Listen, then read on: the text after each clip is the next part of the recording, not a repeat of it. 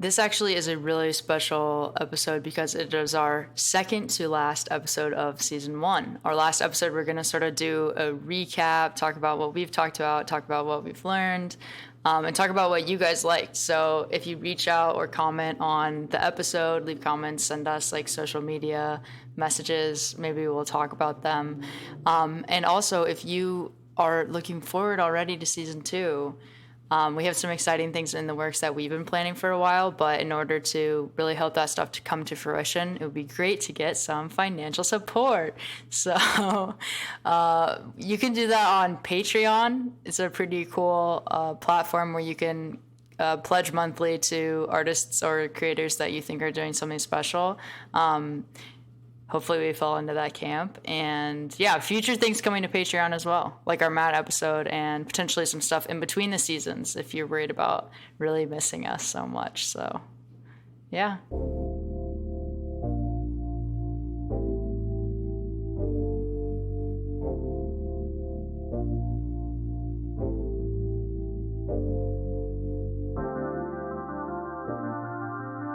Hello, Periphery. Hey, you all. Hi, Alfie. I'm talking to you all.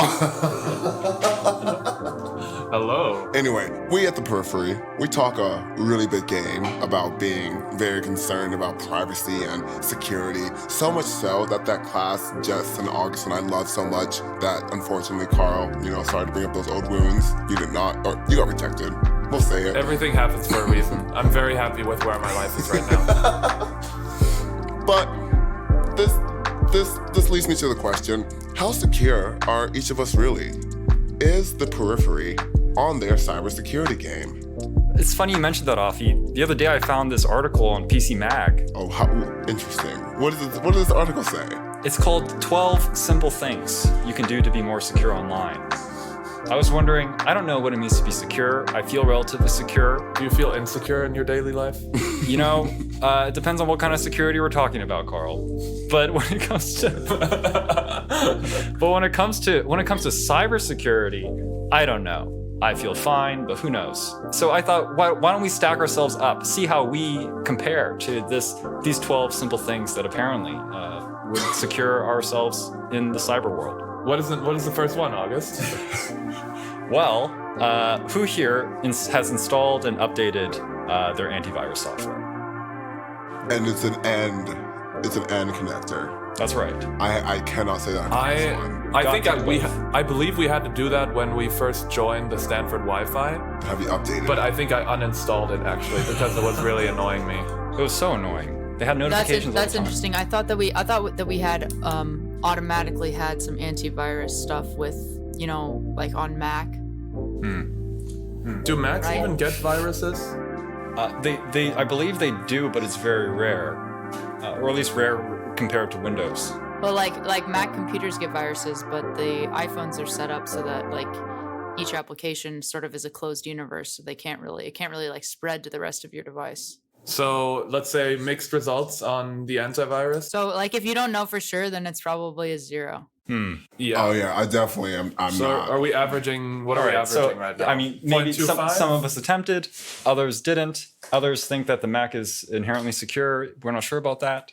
I'm going to give us. That's already a mistake. I'm going to give us a C+. Assuming that you are secure is probably the first mistake.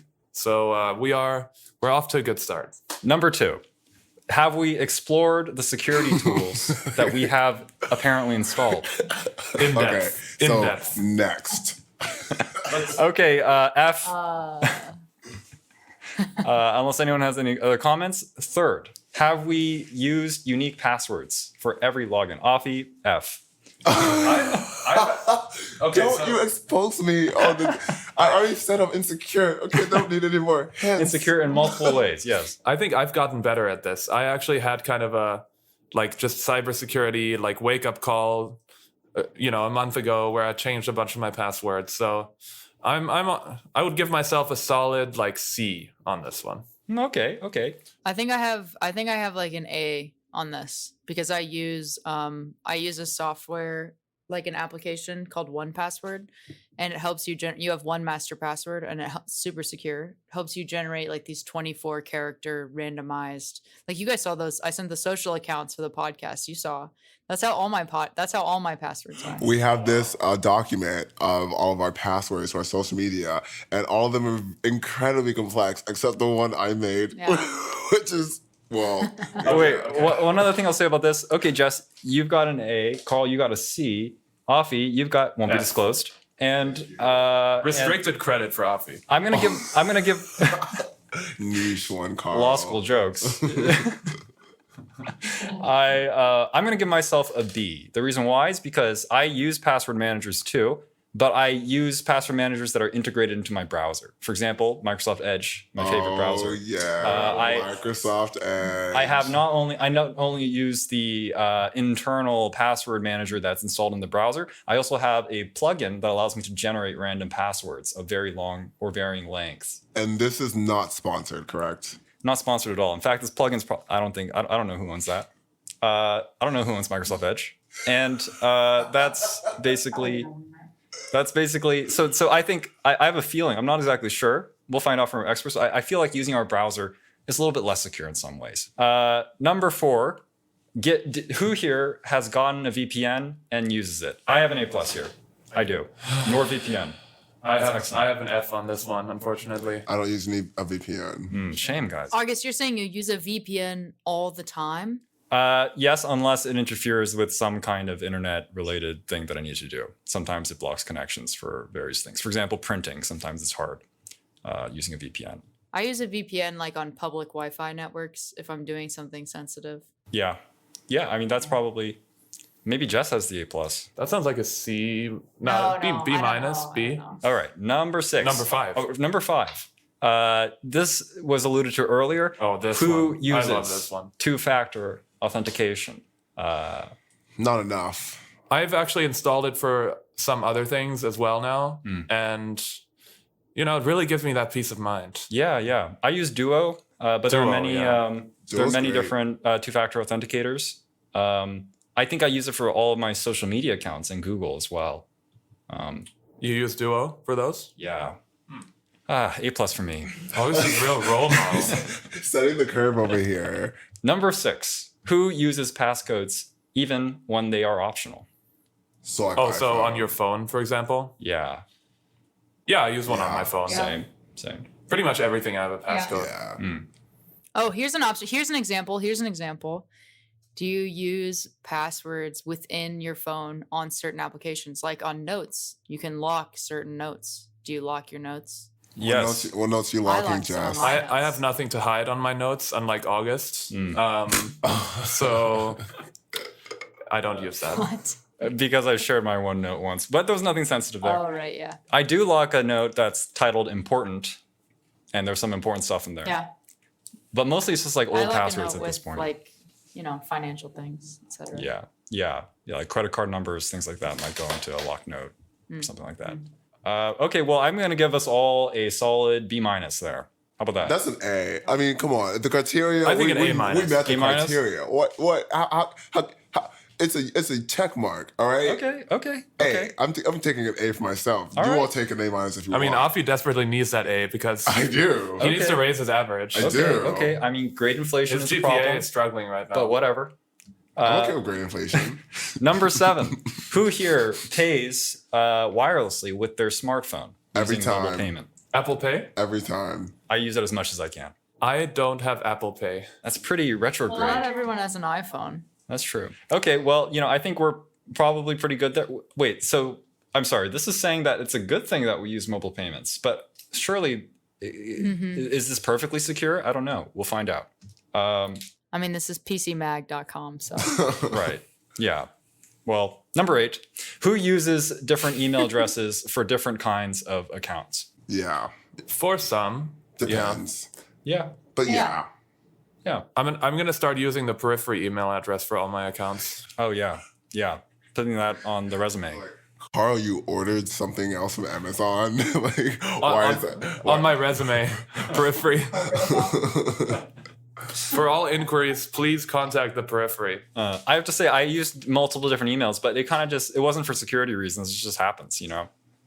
I'm excited for the next one, mostly because I think it'll help me get a clarification on a pronunciation thing. So what is number 9, August? 9. Who here clears their caches? There it is. Thank you. Me, when my computer's acting up. That's about it. So like once a year. I have to say, I never do this. Yeah, ditto. Once in a while. So this is a bad one for us. Periodically. Yeah. That's a D, guys. D+. I don't know. Something comes to mind, like if I like cheated at Scrabble or something, you know, and I'm like, well, I just have to like text someone back, and then I look up like that Scrabble website to get like a great word. Then I'll like clear my history. Wait, do you clear your cookies to cover your tracks? Yeah, like I just clear my cache, whatever. Right. Like I understand people clearing their search history. I mean, that's more directly personal and reveals a lot of what you're thinking. Clearing your cookies, I think that takes a level of sophistication. Not a ton. Cookies are being phased out, actually. We might talk about that later. Have you noticed the trend?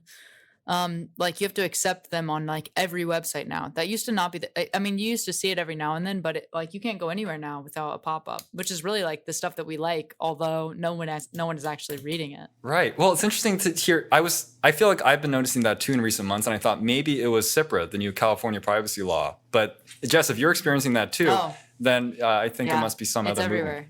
Maybe in response to some kind of global regulation, GDPR or something. I'm not sure. 10. Who here turns off the save password feature in browsers? No, that's my lifeblood. It's so convenient. That's never going to be a yes for me. For most of them, yeah, I do save. Honestly, I think it's worth the risk at this point. Like, we should stop this list. It's worth the risk for me. I get fucked. All right. There's 2 more. I don't want to hear anymore. We're almost done. Afi, I know the truth hurts. Avi, you're going to do great on number 11. Okay, number 11. Who here does not fall prey to clickbait or phishing scams? This is really just a generational question. Guys, I have to say, I fell for a phishing scam. No. We need the details. Yeah. Well, August, you're supposed to be our tech guy. See? See, look, Worst guys, tech guy ever. We are all tech guys, in my view. But the thing is, this phishing scam was actually very good because it was sent by Microsoft as a fake phishing scam. So it looked slightly suspicious, and as soon as I clicked it, it sent me to a web page that showed me the signs that could have let me know to look at the email more carefully. For one, when the name of the sender doesn't match with the actual... No. What was the substance of the scam? Don't tell me about this fish. Wait, August. How'd you get scammed? August, not to put you on blast, but I actually had the exact same situation today at my firm. Oh, wow. I got one of those test phishing emails as well. Yeah. And I called the IT help desk before clicking any of the links because shit. I was suspicious. Oh, god damn. And then they congratulated me for having passed the test. Damn it. So I was Wow. I have not felt this accomplished in Karl years. didn't need the class. God. Karl, I feel so inferior to you right now. So I think I should get an A+ on this. No, that's fantastic. I Wait, think that's an A+. August. Yeah. How embarrassed did you feel? I felt pretty lame. I felt kind of stupid. I mean, like, I thought I appreciated that the website that was showing me where I went wrong wasn't too condescending, but I wish I had caught it. I really did. Because, like, looking back, I saw, there are some clear red flags that I just wasn't thinking. And that's for the most part when we're going through emails. We're just clicking through them. As long as you learn from your mistake. Carl, next time I'm going to submit it to you just to make sure. When you see an email that doesn't look right, call IT. You really have to. Yeah, you really have to. Okay. Number 12. This is probably, this seems like pretty significant to me. Who here protects their social media privacy? Okay, and here we're talking. This one cracked me up because I was like, what a non-item. I mean, are you cyber secure if you, number 12, are secure online? Right. Yeah, I mean, here they're talking about privacy settings, right? And a lot of people don't deal with those things, which is, while a lot of privacy settings are frustrating, like, companies don't really mean it, or they're not exactly clear about what it entails. I don't even buy that. This thing says you can drastically reduce the amount of data going to Facebook. Can you? Can you? Well, have you ever tried? Can you? Well, it Yeah. really is just a matter of opinion unless we get some facts. We're going to have to look at actually how Facebook operates internally. So without further ado, we're going to kick off our cybersecurity marathon. Go ahead and do your stretches, get hydrated. Or if you don't care that much about cybersecurity, I guess you can just skip to the next episode. But we think you should care. And here's why. Hello, Justin. Thank you so much for joining the Periphery. We are incredibly excited to talk to you, and we kind of just want to start off hearing how you became a cybersecurity expert. You're 23, like the rest of us, yet here you are at Atlantic Council, Wired columnist, and kind of a go-to, at least on my LinkedIn feed, for anything cyber tech policy. So I'm just curious how you did that, and yeah. Yeah, thanks for having me. Great to be here virtually with you all. I've had a long-standing interest in technology, but also policy issues, political issues, social issues. And for a while, I thought of those things as totally separate. I would have to pick one or I'd pick the other, and that would be it, basically.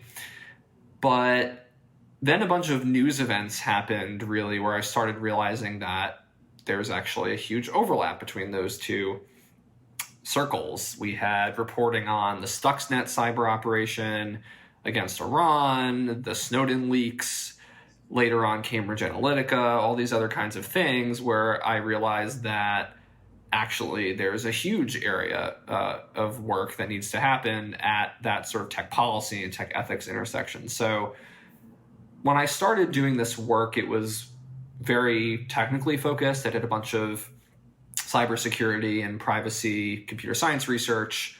But the more I started doing policy, I started using that knowledge to translate things to people understandably, to work with government agencies or with ethicists or what have you. I just found that way more rewarding. So,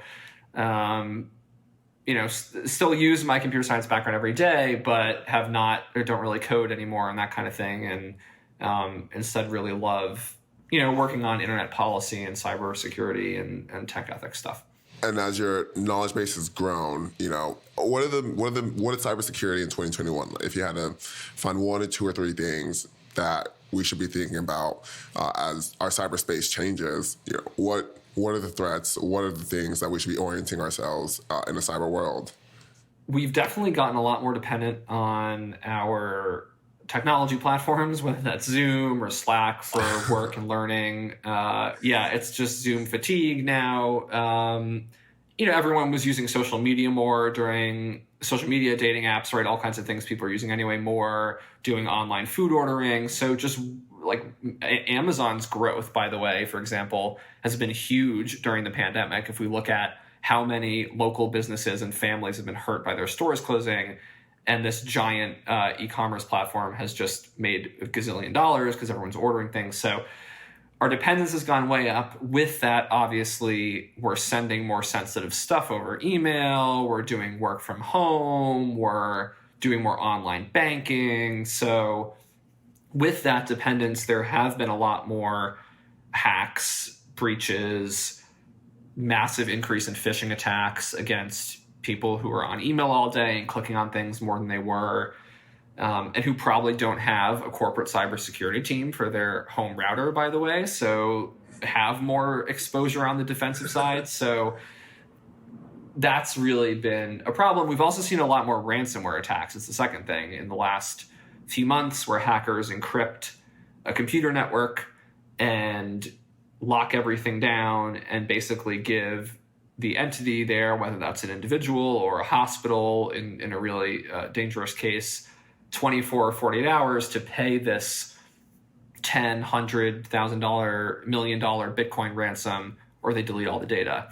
So that's another really big problem. The third thing I'd say, though, is the Biden administration has invested a lot in boosting cybersecurity. They've hired a bunch of new cyber staff at the White House. There's an entirely new cyber office in the White House now. And there have been a bunch of executive orders and investments and other things through Congress that have happened in cybersecurity, in outreach to small companies, in making sure the federal government actually complies, because half the time the government will mandate a security standard, and then there's a survey 3 years later, and like 50% of people have half of it done. So just those kinds of very boring sounding. This is why IT at my firm is always yelling at me. Exactly, and it's government. It's so slow to get, just because of the bureaucracy. It's just so slow. So there's a lot of stuff like that has been good in the last few months.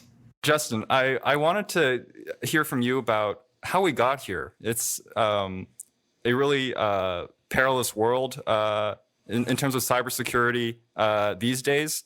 But it also seems to be the culmination of a long and accelerating trend. And you mentioned Stuxnet earlier and NotPetya. Could you talk to us about how these attacks emerged and how this all started, really? It's a great question, because the history is often lost, I think, when we talk about technology, evidently. So I would go back, I would say, to the 1950s, when the US government first invested in what then became the internet we know today, which is that during the Cold War, the Department of Defense wanted to build a communications network that was resilient in the face of failure. So what this meant was they wanted a network where, quite literally, if the Soviet Union launched a nuclear strike against the US mainland and, say, 10 of the nodes in this network were taken out, communications could still be routed around the point of that nuclear strike, so different groups in the US could still communicate. So that was sort of the founding vision for this network, was we need to have it decentralized so that communication is always being routed. It can't easily be stopped, cut off, that kind of thing. So over the following decades, the US government slowly stepped back from this network as it grew. More researchers, academics got involved. Stanford. Back like with ARPANET when it was right, exactly. Yeah. So it started and it became a research network. Researchers, from Stanford and MIT, let's say, would share text, email type communications with each other across the country. And then, of course, we get into the 70s and 80s where we see the Apple Lisa computer and all of these other consumer technologies. But all to say, come the 90s, the US government really completely stepped back from the internet. It started to become global at this point. Other countries were adopting it. But the reason I mention all of this is democracies had a very particular view of the internet as this happened. And that view was generally that the internet was a democratizing force, that it was inherently good, that by giving people this open communication technology, we would be enabling people to have greater freedom and equality and things of this nature. So there's two things I do want to note about that worldview. One is that this very closely aligned with the political agenda in the United States at the time. So in the 1990s, then President Bill Clinton famously commented that China trying to control the internet would be like trying to nail Jell-O to a wall.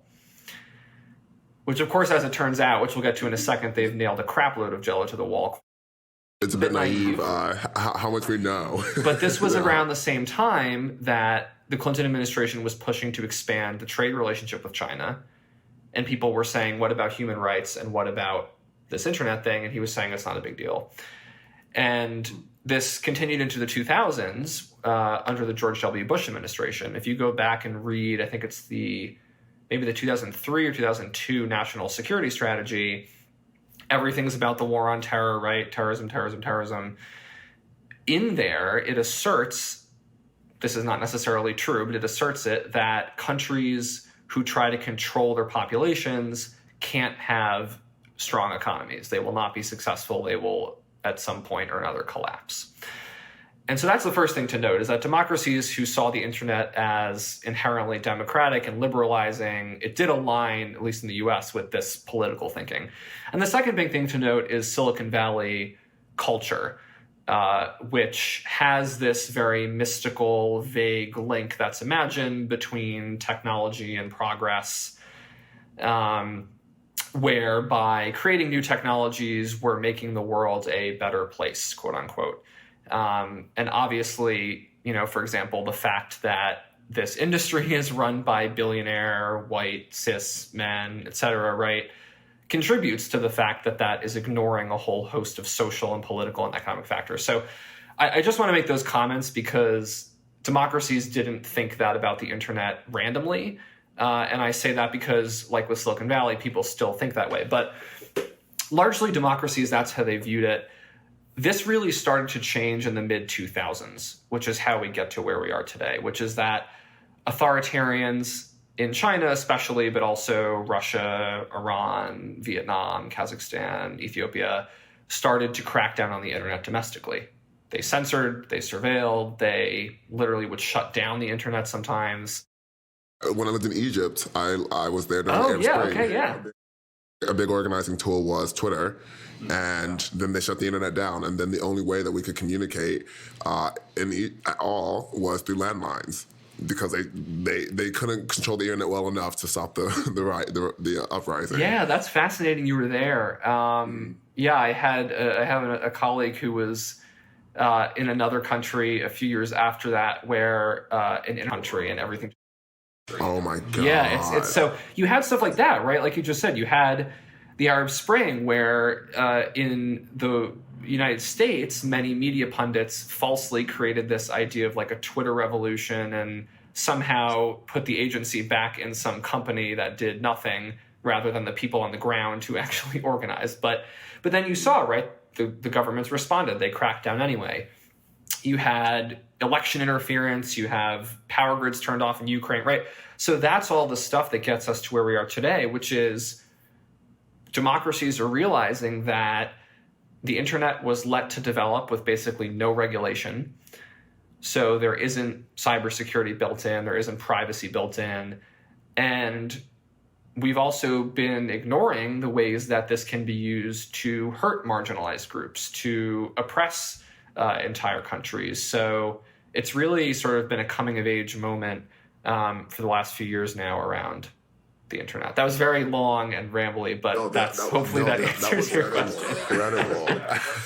Justin, you talk about this like a kind of ideology of the internet that emerged, in toward the end of the Cold War, as we began to really trust the internet and see it as a progressive force, and also the government began to retreat. But at the same time, while that made us vulnerable, what about the U.S.'s own role in increasing our cyber insecurity? What about the U.S.'s role with Stuxnet, with the decision to unleash a weapon like that against an adversary, which I believe was the first of its kind? What do you think about the impact of an event like that? Yeah, Stuxnet's interesting. So the formal name within the George W. Bush and Obama administrations for Stuxnet was Olympic Games was the name of the operation. And this was reportedly, I have to say, but this has been so widely reported at this point I just assert it, that the U.S. was working with Israel to develop cyber capabilities to curtail Iran's nuclear weapons program. And specifically, they were looking at a centrifuge plant in Natanz, which is where Iran was enriching uranium that it was not supposed to be enriching. They were doing this in a bunker that was buried way below the ground, was not disclosed to the International Atomic Energy Agency, blah, blah, blah. So that was what the U.S. decided to do, was essentially put this malware onto this underground bunker that wasn't even linked to the internet, and have it very slowly, very quietly, basically manipulate the physical equipment that was enriching the uranium to damage it over time. And so what this resulted in is the operators at this plant would see that maybe there was a malfunction, or they wouldn't get any error at all, but the equipment was suddenly wearing down much faster. So it basically was meant to slow the role of their nuclear enrichment. But as you said, this was really a big event because two major powers were launching malware against a nuclear enrichment facility, which is not exactly the same thing as, stealing somebody's email login. So that was a really significant cyber operation. You talked about how democracies and authoritarian governments sort of approach cybersecurity differently, and you wrote a super compelling article in the Washington Post a couple years ago about how the Russian and Chinese governments specifically use the threat of cyber terrorism to justify state censorship. We hear a lot about cyber terrorism in America in the media. Do you think that the American government is propagating a narrative to support increased surveillance or maybe even censorship? So terrorism definitely, as you said, is used by the Russian government, the Chinese government to justify various crackdowns on the internet. Now, obviously, we've also seen terrorism broadly in the United States used as justification for widespread domestic surveillance programs, all kinds of human rights, torture, rendition, all kinds of things. So I don't think that it's comparable in the censorship sense to what China and Russia are doing. But I agree that we do hear a lot of cyber terrorism discourse in the US. There's going to be a cyber 9/11, a cyber Pearl Harbor. There are policymakers I'll talk to, for example, that are constantly worried about terrorist attacks against physical internet infrastructure, for example, which is a concern and could be severe, but also mostly some of these things like submarine cables are mostly just damaged by like some person driving a ship who didn't look at the map and see there's a cable there and they just run into it. So there's stuff like that where I think the discourse is disproportionately focused on, which again, reflecting broader political stuff, but is disproportionately focused on this idea of cyber terrorism as opposed to like cyber crime or surveillance issues from companies or all these other things that we should be concerned about as well. So, Justin, you've given us this really interesting trajectory about how especially in Western democracies, governments kind of stepped back from the internet. It became more decentralized, and perhaps therefore it became more vulnerable. What I'm wondering about now is, given that we've seen some recent changes, and of course the Biden administration has bolstered or has tried to bolster defensive capabilities, but what is the role for government in a democracy in the future to ensure cybersecurity? Because I do think we like some of the features of a decentralized internet. And although maybe the discourse around the internet inherently being a liberalizing force was probably overly idealistic, still we like some of those qualities that the internet has to offer. So what is the role of government now and in the future in order to kind of balance a decentralized open internet with cybersecurity and privacy? That's a really good question, and that is exactly the kind of thing democracies are trying to figure out right now. There has been some agreement at the strategic level about this. In 2019, at the G20 in Osaka in Japan, for example, there were 3 core issues that the Japanese government put forward where they were like, all right, this is going to be what the G20 is about. And one of them was data flows. So that was really significant. And what happened out of that is that the US and Japan and a bunch of other countries signed this agreement about data-free flows with trust, they called it. And some countries did not sign, India, for example, which is an interesting thing we can get into. But this document was this high-level agreement that we want, kind of like you just said, this decentralized, open data flow system with some protections in place in some cases. And that wasn't very specific about what those protections are. And that's sort of where we are today. Is the issues are really operationally, what do those protections look like? Of course, democracies are not all standing up and saying we want to have the kind of filtering of the internet they do in China, for example. But there are lots of security risks, privacy reasons, all kinds of other things why you might want to have more controls on the internet than we have now. It was January 6th or 16th, was it 6? That shows like some social things about, maybe you don't want everything in the Wild West online. That's part of the reason India did not sign on to this document based on what these protections might look like, or just what they are purporting to protect. Like, why might a country or a jurisdiction not want to join these, global initiatives to kind of get some type of standards and regulations? India is a really interesting case study for a lot of the stuff we've been talking. Okay, so yeah, there's a lot to unpack there. So, for why did they not sign the Osaka Agreement? It basically was a view that the U.S. is already the dominant player in the internet space, and India wants to carve out its own data regime separate from that.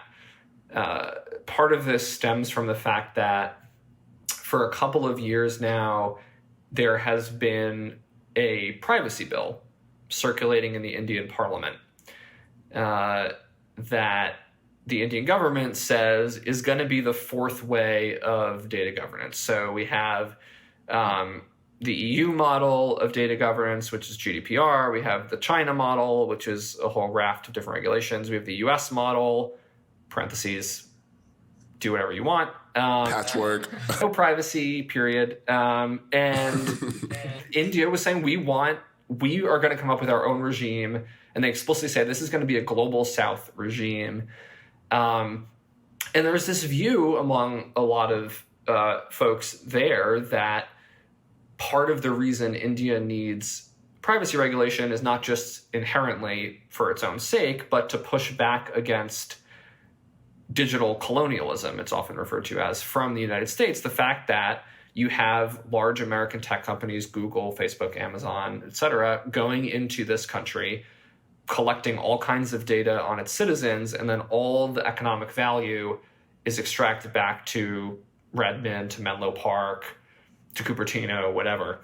And so there are a lot of tensions there, again, because it's such a vague thing to say, we want open data flows, but we need some protections. Again, that's an important recognition, but when it comes down to what does that look like in practice, you have lots of countries who are lower resourced or other things who are not going to want to sign on to something that's just a bunch of wealthy liberal democracies, basically. Justin, this is very interesting.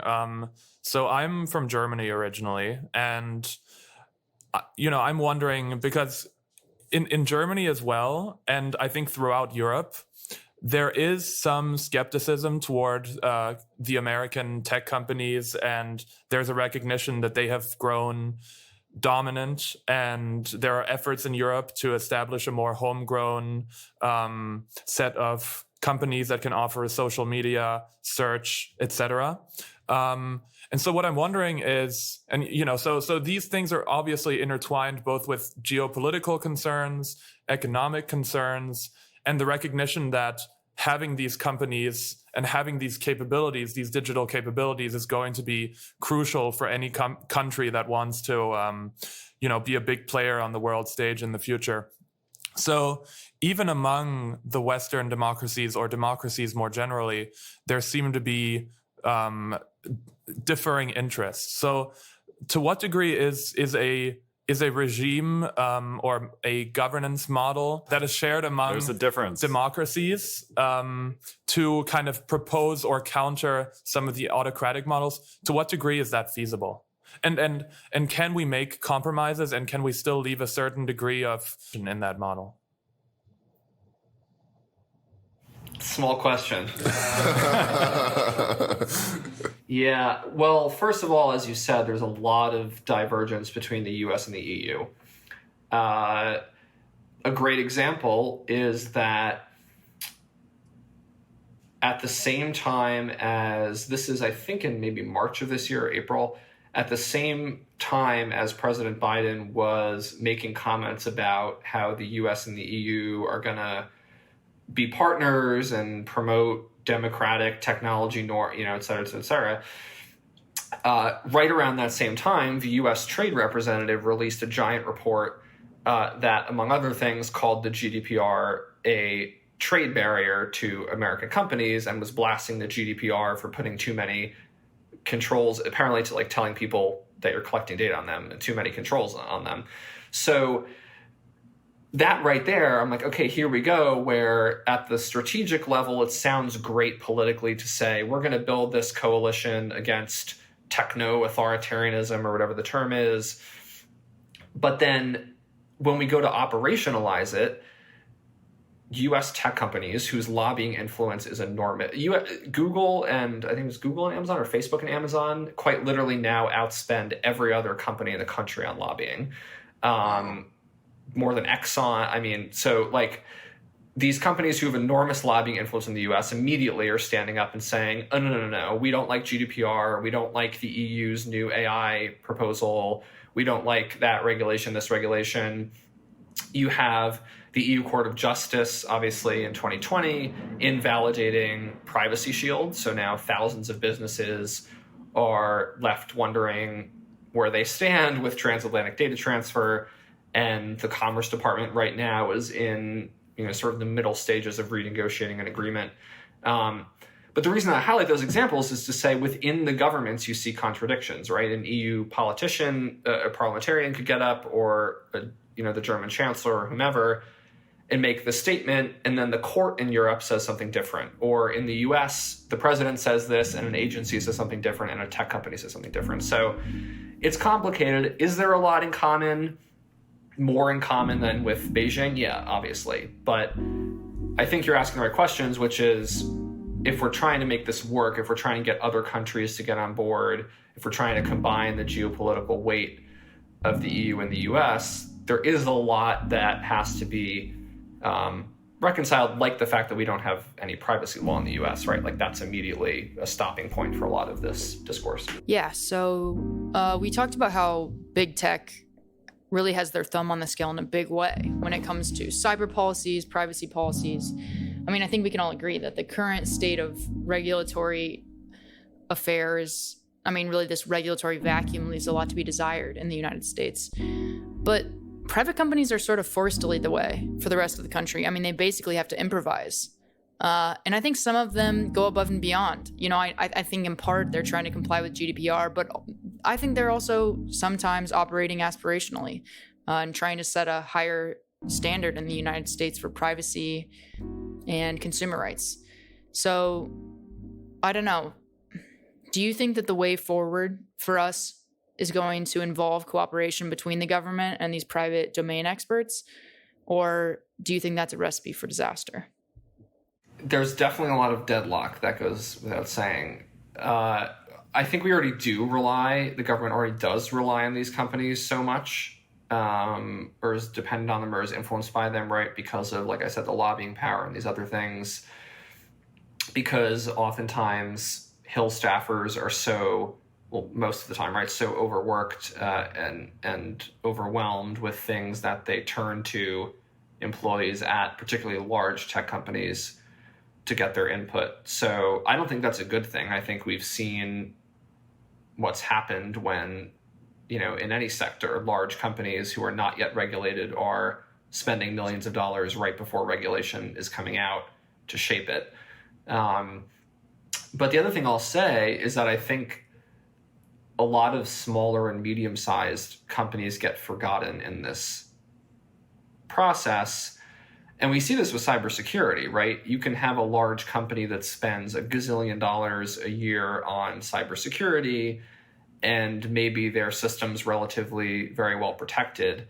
But if there's a small software provider, say in Texas, like with SolarWinds, that doesn't have the money, the personnel to invest in that cybersecurity, all the attacker, in that case, the Russian Foreign Intelligence Service, all they have to do is locate that small business as the weak point in the supply chain, and then they're in to these big clients who have spent all of this money on it. So those smaller groups are often forgotten, I think, who don't have the cybersecurity resources that the larger players do. And the other reason that matters is because when you are a larger player, you're concerned with different classes of risk that other players are not concerned with. If I'm a small app developer, I'm not probably particularly worried about, my networks being penetrated by a foreign intelligence organization or like a military intelligence service. That would be really weird for them to like hack my Sudoku app or something. I don't, I'm not sure what they're like. They must be bored at work. I don't know why they're stealing my app. But when you're a large, right? But because of that, a lot of the media conversation sometimes does shift to these big incidents, which are important to cover, right? When a foreign government hacks a big defense contractor, hacks a big energy company or law firm or whatever. But when we see those headlines, sometimes we do forget that every day small companies are being hit with basic stuff like phishing, basic stuff like people guessing a bunch of passwords at once because they don't know that they should turn on two-factor authentication. So there is this whole lower level of cybersecurity stuff that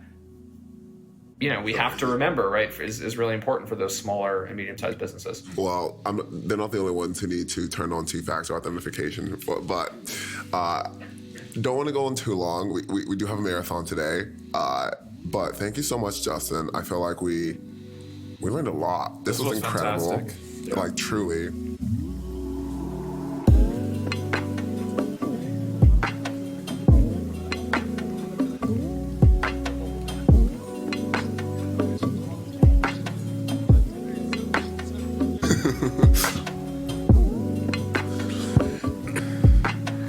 Hey, Offie. How's it going?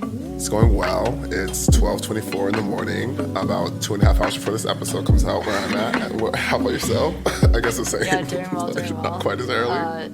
A big day or weekend of traveling, so. A big weekend of traveling, right? Back in California? Yes, I'm back in California. I had a 10-hour flight delay yesterday. Oh my God. So, it sort of scrapped my whole day, Well, fortunately, that means you had plenty of time to listen to our interview again, to recap it, because we recorded this one kind of a while ago.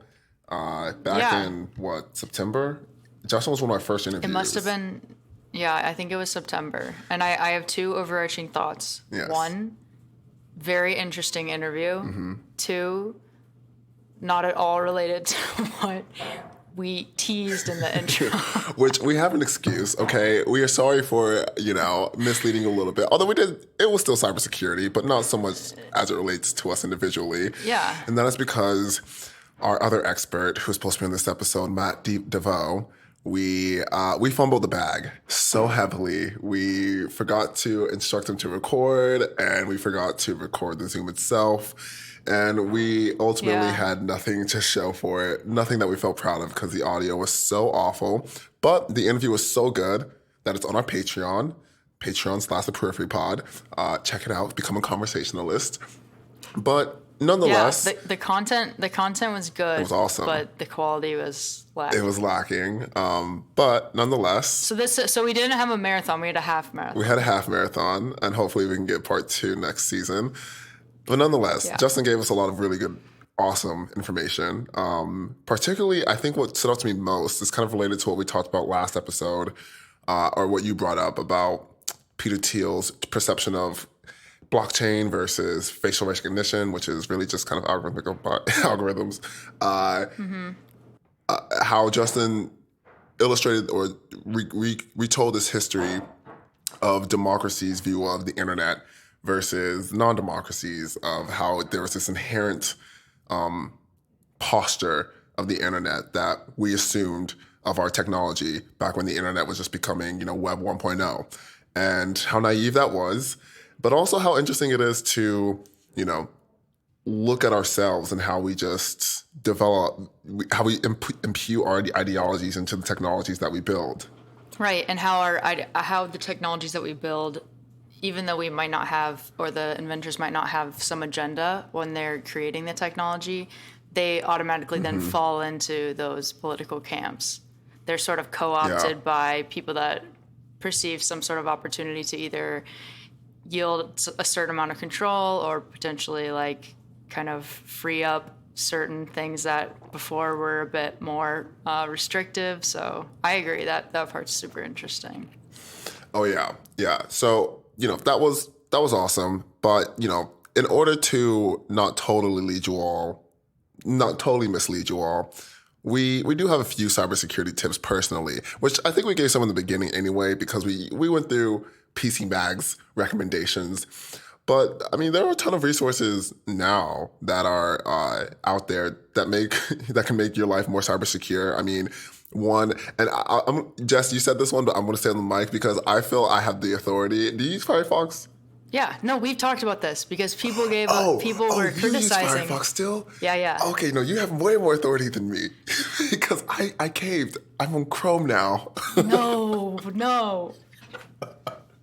Well, you know what? Like sometimes I end up on Safari because like the Apple ecosystem, like sometimes it's just hard to get out of it because stuff links right to Safari.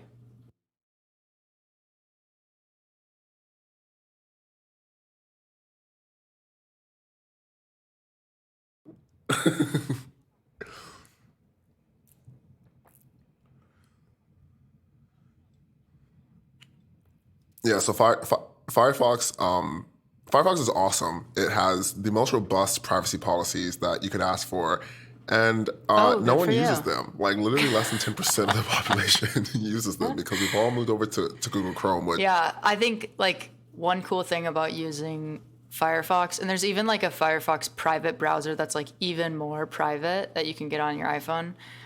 It will like update you as to how many like ad blockers or like site trackers that it has blocked for you, and it's mind blowing.